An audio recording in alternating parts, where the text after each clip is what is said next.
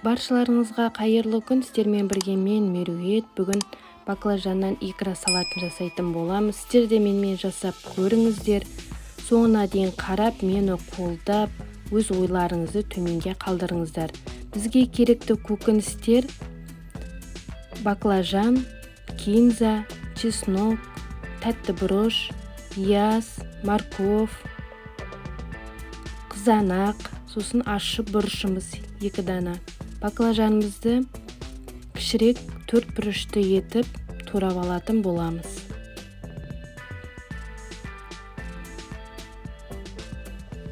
Жаз мезгілінде баклажанның қазір бағасы түсіп, салаттардың неше түрін жасап, қысқа дайындап, ерінбей жасасақ, қыста рахатын көретін боламыз. Келген қонағымызға да ұялмай ұсынамыз. Дәмі ерекше, күннің салқынында тоңып келгенде ыстық сорпамен салатымыз өте жақсы кетеді. Міне сәбізімізді де ұсақтап 4 бұрышты етіп турап аламыз. Өйткені морковіміз басқа көкөністерге қарағанда ұзақтау пісетін болғаннан кейін барынша ұсақтап турауға тырысу керек. Міне пиязымызды да 4 бұрышты етіп тураймыз.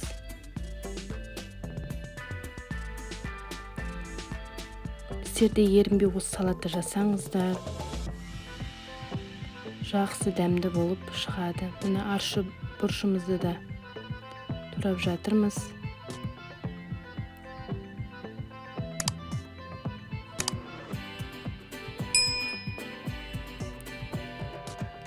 Кинзамызды да ұсақтап турап аламыз.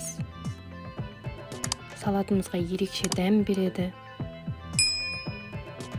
Егер сіздер жасасаңыздар, төменге өз ойларыңызды, пікірлеріңізді қалдырыңыздар. Барынша видеоны түсінікті етіп түсіндіруге тырысамын. Егер де сұрақтарыңыз болса, төменге қалдырып саңыздар болады. Жауап беретін боламын. Маған тіркелмеген көрермен болсаңыз, қоңырау белгісін басып, тіркеліп, лайк басып, комментарий жазып қалдырыңыздар. Қазақ каналының дамуына үлестеріңізді қосыңыздар. Міне қызанағымызды блендермен жақсылап езіп алатын боламыз.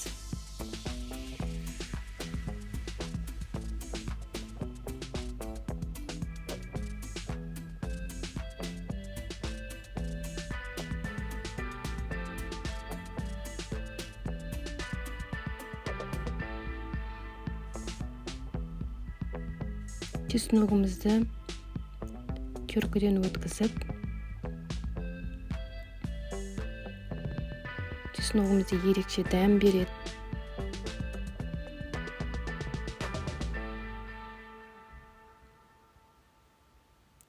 Тәтті бұрышымызды да ұсақтап турап аламыз.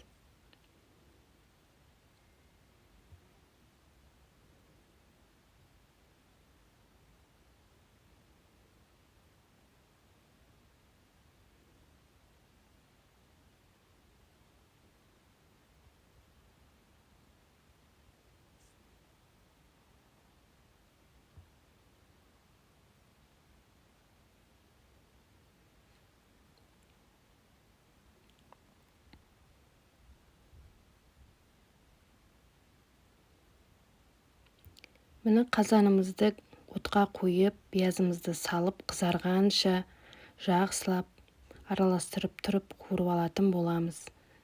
Пиязымыз сары түске енгенше қуырамыз. Үстіне тәтті бұрышымызды саламыз. Құрамдарымен төменге жазып қалдырам. Содан қарап жасасаңыздар болады. Әр салған көкөністі 10 минуттан қуырып алғанымыз дұрыс. Банкымыздың атылып кетпеуіне жақсы бір тәсілі. Сәбізімізді салып қуырдық. Баклажанымызды де жақсылап қуырып аламыз. Осы кезде банкымызды буландыруға ұстаймыз. Мына езіп алған қызанағымызды да үстіне құйдық. Чесногымызды салып, кинзамызды салып, жақсылап араластырып, үстіне 2 қасықтай қант салдым, 3 қасықтай тұз салып, жақсылап араластырып, пісіріп алатын боламыз. Жарты сағаттай қайнайды. Міне біздің баклажан салатымыз, икрамыз дайын болды. Буландырып алған банкімізге құйып, қыстың қамын жазда ойла деп, қамын ойлап салаттың түрін сіздер де менімен бірге бастырып алыңыздар.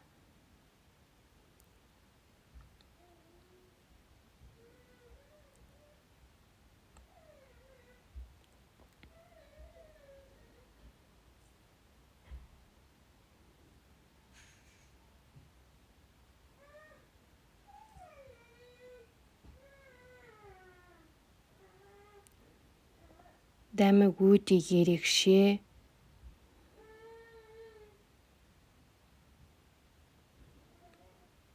Дәмі тілге үйреді. Ыстық сорпамен қыстың мезгілінде жақсы кететін болады. Сіздер де жасап, маған тіркеліп, лайк басып, комментария қалдырыңыз.